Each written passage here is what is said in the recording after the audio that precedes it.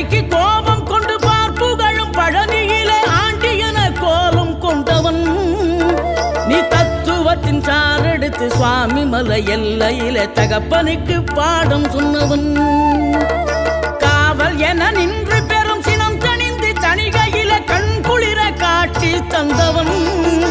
நீ பாங்குடனே கருள் தரவே பழம் முதிரும் சோலையில பரஞ்சோதியாய் நின்றவன் பரஞ்சோதியாய் நின்றவன்